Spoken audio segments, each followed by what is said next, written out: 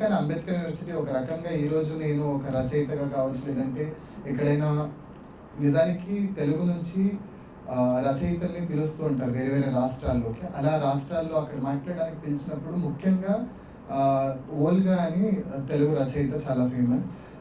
ఆవిడ్ని పిలుస్తుంటారు. ఆవిడ తర్వాత అన్ని చోట్ల వెళ్ళింది నేనే. అరుణాచల్ ప్రదేశ్కి వెళ్ళాను, అరుణాచల్ ప్రదేశ్, వడోదర, అస్సాం, గుజరాత్, చాలా చాలా చోట్ల లిట్ ఫెస్ట్లకు వెళ్ళాను. నేను ఇప్పుడు దాకా 6 పుస్తకాలు తీసుకొచ్చాను. దాంట్లో ఒక పుస్తకం ప్రొఫెసర్ సూర్యనంజయ్ గారితో కలిసి నేను ఎడిట్ కూడా చేశాను.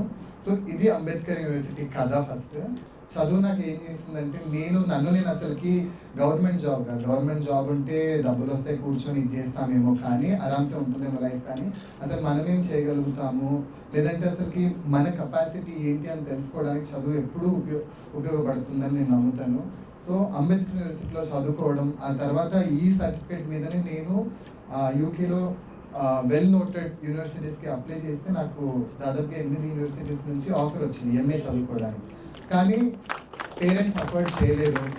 నిజానికి అక్కడ యూనివర్సిటీస్ అప్లికేషన్ని ఓకే చేసి నాకు ఆఫర్ ఇచ్చి సగం స్కాలర్షిప్ ఇస్తాను, సగం మీరు పెట్టుకోవాలి అనుకున్నప్పుడు ఇక్కడ ఉన్న గవర్నమెంట్ అఫీషియల్స్ని కలిస్తే మాకు రెగ్యులర్ సర్టిఫికేట్ ఒకటి కావాలి, నీ అటెండెన్స్ అది ఇది అన్నారు. సో నిజానికి మనకు అవకాశాలు ఎప్పుడూ ఉన్నాయి. సో ఇది నా జర్నీ. అమ్మ నాన్న వ్యవసాయదారులు అయితే, అమ్మ నాన్న నేను ఇంత చేసినా, నాకు ఏదో నేషనల్ అవార్డు వచ్చినా కానీ తల్లిదండ్రులకి ఇంకా నేను ఇంకేదో చేయాలి, గవర్నమెంట్ జాబ్ రావాలి అన్న ఆలోచన ఎప్పుడు ఉంది. సో పేరెంట్స్కి అది ఎప్పుడూ ఉంటుంది.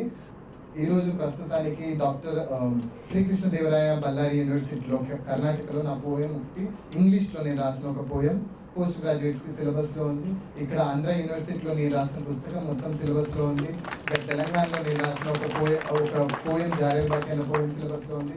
నావి దాదాపుగా భారతీయ భాషలు అస్సామీస్, బంగ్లా, కన్నడ, తమిళ్, తెలుగు, ఫ్రెంచ్, తెలుగులో నేను రాస్తాను.